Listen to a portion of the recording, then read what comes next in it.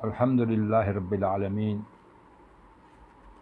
والعاقبۃ للمتقین الصلاۃ والسلام علی اشرف الانبیاء والمرسلین وعلی آلہ واصحابہ اجمعین، اما بعد۔ سامعین و ناظرین، گزشتہ پروگرام میں ہم نے سورہ فاتحہ سے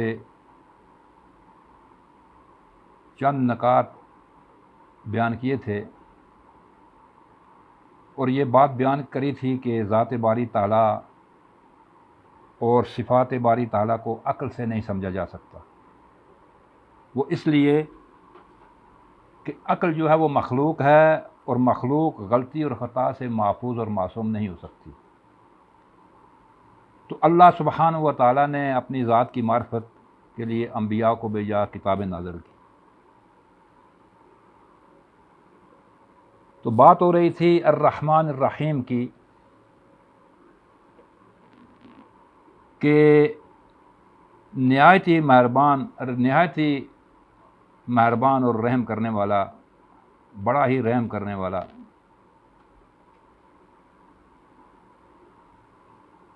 الرحمن اصل میں عربی زبان میں فعلان کے وزن پر آتا ہے، یہاں پر فعلان کے وزن پر آیا ہے، اور یہ اللہ سبحانہ و تعالیٰ کا صفاتی نام ہے۔ اس میں جوش و خروش پایا جاتا ہے، یعنی اس کی رحمت جوش میں ٹھاٹھے مار رہی ہے۔ رحمت اور بخشش کا ایک سمندر ہے جس سے ساری مخلوق فائدہ اٹھا رہی ہے، مستفید ہو رہی ہے۔ کسی کے لیے روک رکاوٹ نہیں ہے۔ تنگ نظری یا تعصب کا یہاں پر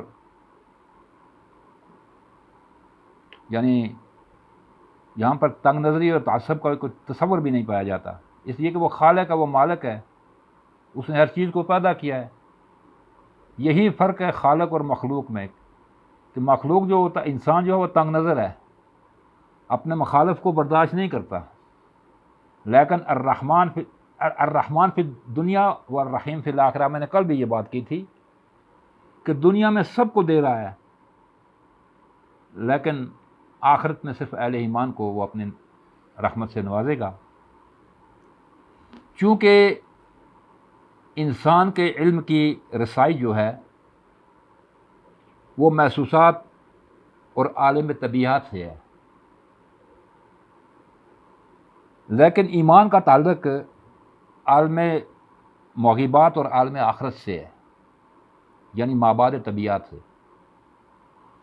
عالم آخرت نادیدہ عالم ہے، وہ نظر نہیں آتا،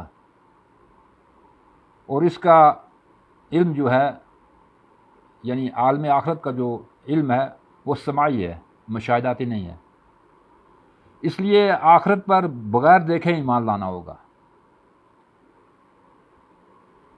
اللہ سبحانہ و تعالیٰ چونکہ الرحمن الرحیم ہے، وہ الرحمن بھی ہے اور الرحیم بھی ہے، بڑا مہربان ہے اور نہایت رحم فرمانے والا ہے،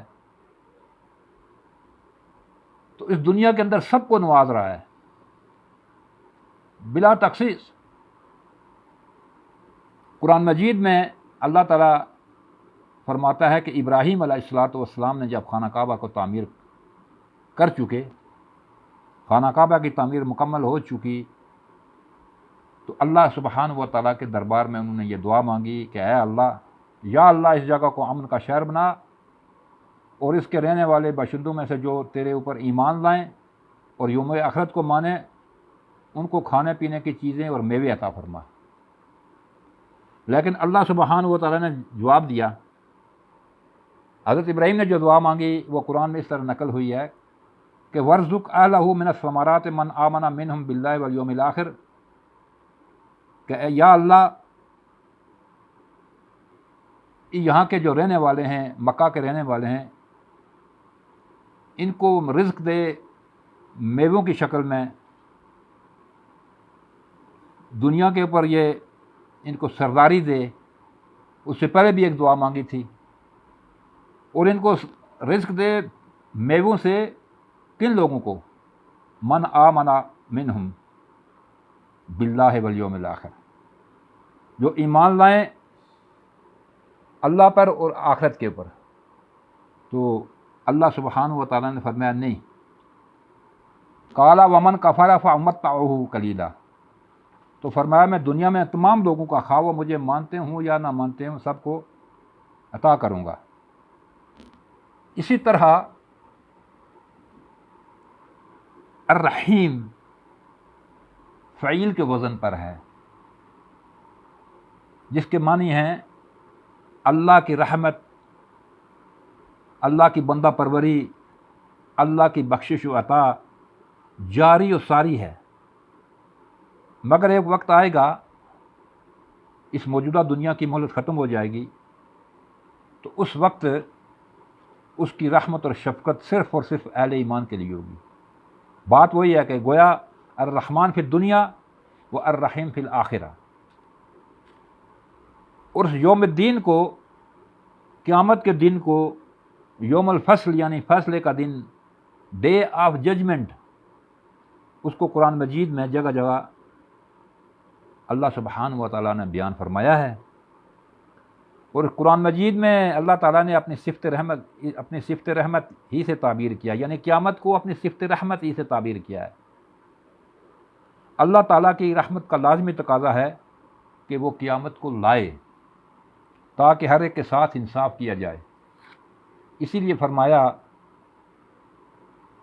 کہ کتب علی نفسہ الرحمہ، کتب علی نفسہ الرحمہ لیجمعنکم الی یوم القیامہ، اللہ نے اپنی ذات پر رحم کو، رحمت کو، شفقت کو لازم کر لیا ہے، وہ تم سب کو جمع کرے گا یوم آخرت کو، یوم قیامت کو۔ گویا قیامت اللہ تعالیٰ کے عدل اور انصاف کے مظاہرے کا نام ہے۔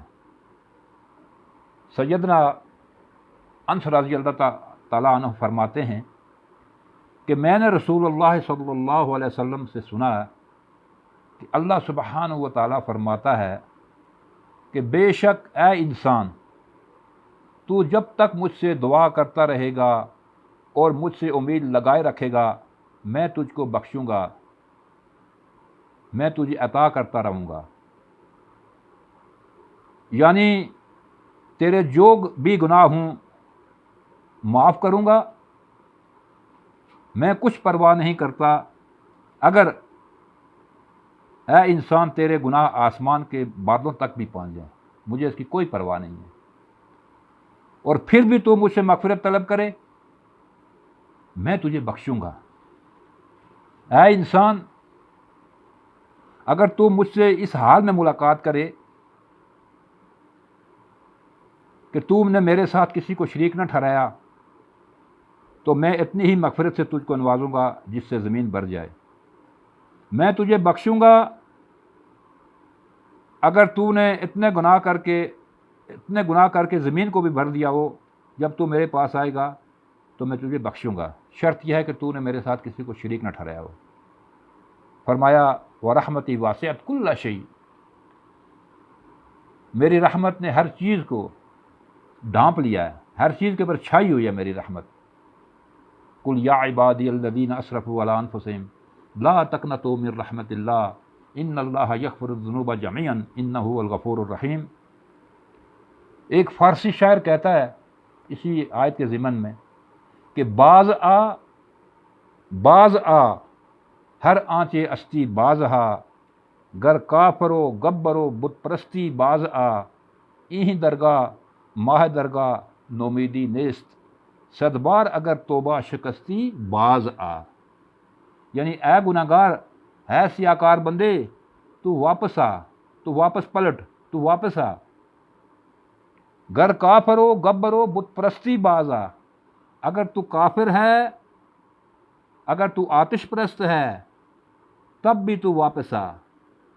کیوں کہ این درگاہ ماہ درگاہ نومیدی نیست، کیونکہ ہماری یہ درگاہ نومیدی اور مایوسی کی درگاہ نہیں ہے۔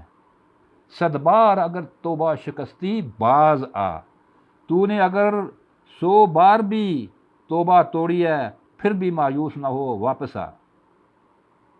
بقول شاعر کہ موتی سمجھ کے شان کریمی نے چن لیے، قطرے تھے جو میرے ارک انفعال کے۔ اور اقبال نے جواب شکوہ میں یہی بات سمجھائی ہے امت کو کہ ہم تو ماہل با کرم ہیں، کوئی سائل ہی نہیں، راہ دکھلائیں کسے، رہ روے منزل ہی نہیں، تربیت عام تو ہے جوہر قابل ہی نہیں، جس سے تعمیر ہو آدم کی یہ وہ گل ہی نہیں، کوئی قابل ہو تو ہم شان کہی دیتے ہیں، ڈھونڈنے والوں کو دنیا بھی نہیں دیتے۔ مولانا روم نے رحمہ اللہ نے اپنی مثنوی کے اندر لکھا ہے، نقل کیا ہے کہ ہر کجا آب رواں غنچہ بود، ہر کجا اشک رواں رحمت بود، کہ جب آسمان سے بارش کا پانی برستا ہے تو اس کے نتیجے میں زمین کے اوپر پھول اور غنچے کھلتے ہیں، اور جب گنہگار کے آنسو جاری ہوتے ہیں تو اللہ سبحانہ و تعالیٰ کی رحمت جاری ہوتی ہے، اللہ تعالیٰ کی رحمت برستی ہے۔ تو بچا بچا کے نہ رکھ اسے، تیرا آئینہ ہے وہ آئینہ، کہ شکستہ ہو تو حزیز تر، ہے نگاہ آئینہ ساز میں، اور نہ کہیں جہاں میں اما ملی، جو اما ملی تو کہاں ملی، میرے جرم خانہ خراب کو تیرے عفو بندہ نواز میں۔ فرمایا کہ اللہ تعالیٰ نے اپنی صفت الرحیم کے تحت رحمت کو پیدا کیا، اور اللہ تعالیٰ کی رحمت یعنی رحم کے مظاہرے ہر روز ہم دیکھتے ہیں، ہمارا مشاہدہ ہے۔ انسان تو کجا، حیوانوں تک یہ رحم کا مادہ پایا جاتا ہے۔ مرغی کی مثال لے لیں، اپنے بچے کی محبت میں اپنی جان پر کھیل جاتی ہے۔ یہ رحمت کا مادہ کس نے پیدا کیا؟ یہ اسی ذات رحیم نے پیدا کیا، اور یہ بھی اللہ تعالیٰ کی صفت رحمت کی ایک جھلک ہے۔ فرمایا کہ اللہ سبحانہ و تعالیٰ کی رحمت جو آئے روز ہم دیکھتے ہیں، اللہ کے نبی صلی اللہ علیہ وسلم فرماتے ہیں کہ اس کا 1% دنیا میں اللہ نے بھیجا ہے۔ اللہ تعالیٰ کی 99% رحمت کا مظاہرہ یوم قیامت میں نظر آئے گا۔ یہ ہے الرحمن الرحیم کا مفہوم۔ سامعین، ضمنی طور پر گزشتہ درس میں ہم نے اللہ تعالیٰ کے وجود اور یکتا ہونے پر، کائنات کا خالق ہونے پر بات کی تھی کہ کائنات کا خالق وہی ہے، یکتا ہے، وہ تمام کائنات کو وہ خود چلا رہا ہے، اس نے کائنات کو چلانے کی ذمہ داری کسی کے سپرد نہیں کی، ہر چیز کی تدبیر وہی کر رہا ہے۔ تو اس بارے میں عہد صحابہ میں اور سلف صالحین کا جو طریقہ رہا ہے وہ یہ رہا ہے کہ وہ مسلسل کائنات کے اوپر اور اس کی نشانیوں کے اوپر غور و فکر کرتے رہتے تھے، اور ذات باری تعالیٰ کی گواہی اس کے دلائل جو ہیں آفاق کی روشنی میں دیا کرتے تھے، کائنات کے اوپر غور و فکر، اللہ کی ذات اور صفات کے بارے میں۔ سیدنا علی المرتضیٰ کرم اللہ وجہہ سے پوچھا گیا کہ آپ کے پاس خالق کائنات کے وجود کی کیا دلیل ہے؟ تو جواب میں فرمایا شہتوت کے درخت کے پتے کی دلیل ہے۔ شہتوت جو درخت ہوتا ہے، توت جو ہوتا ہے، اس کے پتے کی دلیل ہے۔ فرمایا، سائل نے تعجب سے پوچھا کہ وہ کیسے؟ فرمایا شہتوت کے درخت کے پتے کو جب ریشم کا کیڑا کھاتا ہے تو اس کے پیٹ سے ریشم بنتا ہے، اس کے پیٹ سے ریشم نکلتا ہے، اور وہی پتا جب ہرن کھاتا ہے تو اس کے پیٹ سے کستوری جیسی نایاب اور قیمتی چیز نکلتی ہے، اور وہی پتا جب بکری یا مویشی کھاتا ہے تو اس کے پیٹ سے گوبر نکلتا ہے۔ اس سے ثابت یہ ہوا کہ اگر شہتوت کے پتے میں کوئی خصوصیت ہوتی تو ہر جگہ اس کا اظہار ایک ہی شکل میں ہوتا اور نتیجہ ایک ہی جیسا ہوتا۔ یہ اظہار کی مختلف جو صورتیں ہمیں نظر آ رہی ہیں اور ان کے نتیجے میں مختلف چیزوں کا وجود میں آنا خود بتا رہا ہے کہ شہتوت کے پتے کے پیچھے کسی کا ہاتھ کار فرما ہے۔ سامعین و ناظرین، عرب لٹریچر کا اگر آپ مطالعہ کریں تو کائنات اور اس کی نشانیوں کو دیکھ کر عرب کا ایک ان پڑھ اجڑ بدو بھی بات کیے بغیر نہیں رہ سکتا۔ الحمدللہ رب العالمین، تعریف اللہ ہی کے لیے ہے، تعریف اللہ ہی کی ہے۔ ایک اونٹ چراتے ہوئے بدو سے پوچھا گیا کہ تم نے اپنے خالق کو کیسے پہچانا ہے؟ تو اس بدو نے نہایت سادگی سے جواب دیا کہ ریگستان میں پڑی ہوئی اونٹ کی لید یا گوبر سے۔ تو سائل نے حیران ہو کر پوچھا وہ کیسے؟ وہ بولا کہ اونٹ کی لید جو ہے یعنی اونٹ کا گوبر جو ہے یقیناً کسی گزرنے والے اونٹ کی خبر دے رہی ہے کہ یہاں سے کوئی اونٹ گزرا ہے، اور اونٹ آپ جانتے ہیں کہ ریگستان میں بغیر سوار کے نہیں گزرتا، اور بالخصوص اس بدامنی کے دور میں کوئی مسافر تنہا سفر نہیں کر سکتا، یقیناً کسی قافلے کے ہمراہ گزرا ہوگا۔ تو اونٹ کی لید کو دیکھ کر، اونٹ کے گوبر کو دیکھ کر میں یقین کر لیتا ہوں کہ کوئی قافلہ گزرا ہوگا، یہاں سے کوئی قافلہ گزرا ہے۔ اور بدو نے بات کو آگے بڑھاتے ہوئے کہا کہ اگر ایک اونٹ کی لید سے یا ایک اونٹ کے گوبر سے میں ایک قافلے کا یقین کر لیتا ہوں تو اس وسیع و عریض کائنات کو دیکھ کر میں اس کے خالق کا یقین کیسے نہ کروں؟ وفی کل شیء لہ آیۃ، ایک عربی شاعر کہتا ہے تدل علی انہ واحد، ہر چیز کے اندر، ہر شے کے اندر اس کی قدرت کے نشانات ظاہر ہیں اور اس چیز کی خبر دے رہے ہیں کہ اس کا بنانے والا ایک ذات ہے اور وہ اپنی ذات میں یکتا ہے۔ اللہ خالق کل شیء وهو علی کل شیء وکیل لہ مقالید السماوات والارض والذین کفروا بآیات اللہ اولئک هم الکافرون اولئک هم الخاسرون قل افغیر اللہ تأمرونی اعبد ایھا الجاہدون وَلَقَدْ أُوحِيَ إِلَيْكَ وَإِلَى الَّذِينَ مِن قَبْلِكَ لَئِنْ أَشْرَكْتَ لَيَحْبَطَنَّ عَمَلُكَ وَلَا تَكُونَنَّ مِنَ الْخَاسِرِينَ بَلِ اللَّهَ فَاعْبُدْ وَكُن مِنَ الشَّاكِرِينَ۔ اللہ کی ذات الرحمن الرحیم کی ایک اور مثال میں آپ کے سامنے رکھتا ہوں۔ اللہ کے نبی صلی اللہ علیہ وسلم نے کیا دی؟ ایک جنگ میں آپ صلی اللہ علیہ وسلم کے سامنے قیدی لائے گئے، جن میں ایک عورت بھی تھی اور وہ اپنے شیرخوار بچے کو دودھ پلا رہی تھی اور اپنے سینے سے چمٹائی ہوئی تھی، اپنے سینے سے وہ چمٹائی ہوئی تھی اس بچے کو، اور اسے بار بار اپنے سینے کے ساتھ چمٹاتی تھی کہ اس کا بچہ کہیں گم نہ ہو جائے، کھو نہ جائے۔ اس عورت کو دیکھ کر آپ صلی اللہ علیہ وسلم نے صحابہ کرام سے سوال کیا، پوچھا یہ عورت اپنے اس بچے کو آگ میں ڈالنا پسند کرے گی؟ اللہ کے نبی صلی اللہ علیہ وسلم نے صحابہ کرام کو سمجھاتے ہوئے، کیا یہ عورت اپنے اس بچے کو آگ میں ڈالنا پسند کرے گی؟ اے میرے صحابہ جواب دو۔ فرمایا یا رسول اللہ یہ کیسے ممکن ہے؟ ہرگز نہیں، ہرگز نہیں۔ تو فرمایا یاد رکھو جتنی یہ عورت اپنے اس بچے پر مہربان ہے، الرحیم ہے، اس سے پیار کرتی ہے، اللہ اس سے 100 گنا اپنے بندوں سے پیار کرتا ہے اور وہ الرحیم ہے۔ پھر فرمایا کہ اللہ نے 100 رحمتیں پیدا کیں تو اس نے 99 رحمتیں اپنے پاس رکھ لیں اور اس کا مظاہرہ قیامت کے دن ہوگا، اور ایک رحمت 100 میں سے ایک رحمت جو مخلوق میں بھیجی جس کا مظاہرہ آپ عام طور پر دیکھتے ہیں۔ فرمایا اگر کافر کو اللہ کی رحمتوں کا علم ہو جائے جو اللہ تعالیٰ کے پاس ہیں تو وہ کبھی جنت سے مایوس نہیں ہوگا، کافر ہی ہو، اور اگر مومن کو اس کے عذاب کا علم ہو جائے تو وہ کبھی بے خوف نہ ہوگا۔ حدیث قدسی ہے، رحمتی سبقت غضبی، میری رحمت میرے غضب کے اوپر سبقت لے گئی۔ یہ بعض اوقات بڑے ذہنوں میں سوال آتے ہیں، اور بالخصوص جو قرآن سے نابلد لوگ ہیں ہمارے بھائی، سزاؤں کے بارے میں، وہ اس لیے کہ متاثر ہیں، مغرب سے متاثر ہیں، پروپیگنڈے سے متاثر ہیں۔ یہ اللہ تعالیٰ نے قرآن مجید کے اندر جو سزائیں اور حدود بیان فرمائی ہیں، اگر ان کے اوپر غور کیا جائے،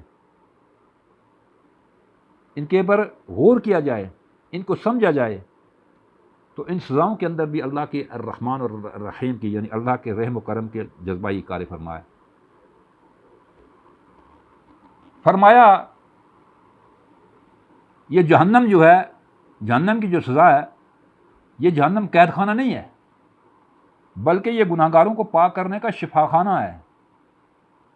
جس طرح انسان غلط کاریوں سے، اپنی غلط کاریوں سے بے اعتدالیوں سے اور غلط کاموں کے نتیجے میں بیمار ہو جاتا ہے، تو اسے بیمار ہونے کے بعد ہاسپٹل میں داخل کرایا جاتا ہے، شفا خانے میں لے جایا جاتا ہے، اور شفا خانے کے اندر اس کو ہر قسم کی تکلیفیں اور سختیاں برداشت کرنی پڑتی ہیں، کبھی کڑوی دعائیں پلائی جاتی ہیں، اور کبھی بدمزہ کھانا اس کو کھلایا جاتا ہے، اور بعض اوقات تو نشتر سے اس کے بعض اوقات اعضاء بھی کاٹ دیے جاتے ہیں، اور یہ تکلیفیں اور یہ اظہار ثانی کسی انتقام کا نتیجہ نہیں ہوتا، بلکہ اس آدمی کے جسم کو محفوظ رکھنے کے لیے یہ ساری تکلیفیں دی جاتی ہیں، جیسا کہ بخاری کی ایک حدیث سے معلوم ہوتا ہے کہ اہل ایمان کو جب گناہوں سے پاک صاف کر کے جہنم سے نکالا جائے گا، جب ان کے گناہ چھٹ جائیں گے، وہ پاک صاف ہو جائیں گے، اور پھر انہیں جنت میں داخل کیا جائے گا، تو فرمایا حتیٰ اذا حذبوا ونقوا اذن لهم الرحمن فی دخول الجنہ، یہاں تک کہ جب ان کے گناہ چھٹ جائیں گے، وہ پاک و صاف ہو جائیں گے، تب ان کو جنت میں داخل کیا جائے گا۔ بقول قرآن طبتم فادخلوها خالدین، اب تم پاک صاف ہو چکے ہو، اب تم ہمیشہ ہمیشہ کے لیے جنت میں چلے جاؤ۔ سامعین اکرام، یہ تھا رحمت و شفقت کا وہ تصور جو قرآن نے دیا ہے۔ میں اپنے بھائیوں سے یہ گزارش کروں گا، اپنے نوجوانوں سے یہ گزارش کروں گا کہ رحم اور ترس، شفقت کا وہ تصور بھی ذہن میں رکھیں، ذہن میں رہے جو اہل مغرب نے تجویز کیا ہے۔ اللہ کے مقابلے میں اہل مغرب کے دانشوروں نے جو رحم و شفقت کا جو تصور گھڑا ہے یا تجویز کیا، اس کو بھی سمجھ لیں۔ اہل ایمان کو ایک دعا سکھائی گئی ہے، فَإِنَّكَ تَقْدِرُ وَلَا أَقْدِرُ، یعنی اے اللہ، ہم نہیں بلکہ تو ہی زندگی کا صحیح ادراک اور علم رکھتا ہے، تو ہی جانتا ہے کہ بہتر کیا ہے اور ہمارے لیے نقصان دہ کیا ہے۔ اہل مغرب نے کیونکہ وہ آسمانی ہدایت سے اپنے آپ کو فارغ کر چکے ہیں، ان کے نزدیک عقل ہی سب کچھ ہے، تو اہل مغرب نے اپنے عقل اجماعی، یعنی آپ کہہ سکتے ہیں کلیکٹیو وزڈم جسے کہہ سکتے ہیں، یعنی اکثریتی دانش کو حاکم بلا قید بلا شرط، یعنی حاکم علی الاطلاق مان لیا ہے۔ خیر کیا ہے، شر کیا ہے، اچھائی اور برائی کیا ہے، یا اچھائی اور برائی کا معیار کیا ہے، انہوں نے یہ طے کر لیا ہے کہ جس چیز کو بھی عوام کی اکثریت اچھا جانے وہی خیر ہے، اسی میں بہتری ہے، اور جسے اکثریت غلط جانے وہی غلط ہے۔ عقل ہی جس کو اچھا کہے وہی اچھا ہے۔ اسی لیے اہل مغرب قاتل، ڈاکو، مجرم کی سزا کے بجائے رعایت کے قائل ہیں۔ یہ الگ بات ہے کہ دوسری اقوام کے لیے انہوں نے موت اور عقوبت خانے، موت کی سزا بھی رکھی ہوئی ہے، اور عقوبت خانے امریکہ کی گوانتانامو بے کی مثال لے لیں، افغانستان کے اندر کے جو ان کے عقوبت خانے تھے، وہ یہ کہتے ہیں کہ اگر ایک شخص نے دوسرے شخص کو قتل کر دیا ہے تو یقیناً زیادتی کی ہے، یہ غلط ہے، مگر ایک آدمی تو مر گیا، اب دوسرے آدمی کو مار دینا یہ اچھی بات نہیں ہے۔ تو یہ نتیجہ ہے آسمانی وحی سے، آسمانی ہدایات سے، انبیاء کی تعلیمات سے روگردانی کا۔ اسلام کا نقطہ نظر جو ہے سزا کے بارے میں کہ اللہ تعالیٰ سے زیادہ، آپ جانتے ہیں وہ سورہ ملک میں جو فرمایا کہ اللہ سے زیادہ کون جانتا ہے جس نے انسان کو پیدا کیا۔ اسلام کا نقطہ نظر سزا اور جزا کے بارے میں جو ہے کہ اللہ تعالیٰ سے زیادہ اپنی مخلوق کے لیے کوئی بھی رحیم و کریم نہیں ہو سکتا۔ اگر قاتل، مجرم، ڈاکو، دہشت گرد کو سزا دینا رحمت باری تعالیٰ کے منافی ہوتا تو یقیناً اللہ جہنم کو پیدا نہ کرتا۔ تو سامعین و ناظرین، اللہ سبحانہ و تعالیٰ کی بے پایاں رحمت میں کوئی کلام نہیں، مگر قرآن یہ بھی سکھاتا ہے، قرآن یہ بھی بتلاتا ہے، ہمیں رہنمائی کرتا ہے ہماری، کہ اللہ تعالیٰ کی صفت رحیمی و کریمی کے تصور میں اعتدال اور توازن بہت ضروری ہے، اور یہی تصور آدمی کو آخرت میں کامیاب کرے گا۔ باقی انشاءاللہ اسی مضمون کو ہم دوسرے درس قرآن میں آپ کے سامنے بیان کریں گے۔ وآخر الدعوانا ان الحمد للہ رب العالمین۔ السلام علیکم۔